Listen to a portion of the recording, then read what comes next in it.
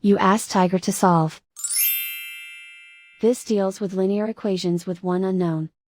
The final result is x equals 4/9. Let's solve it step by step. Simplify the expression. Expand the parentheses. Multiply the coefficients.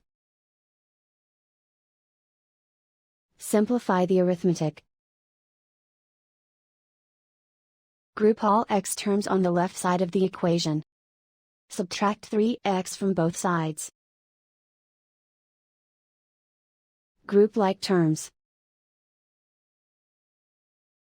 Simplify the arithmetic.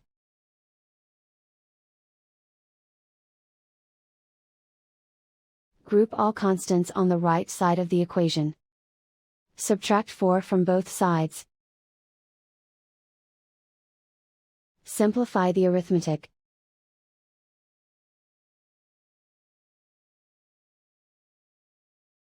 Isolate the x. Divide both sides by -9. Cancel out the negatives.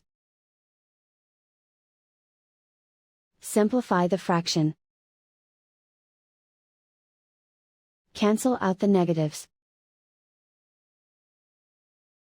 And so the final result is x equals 4/9.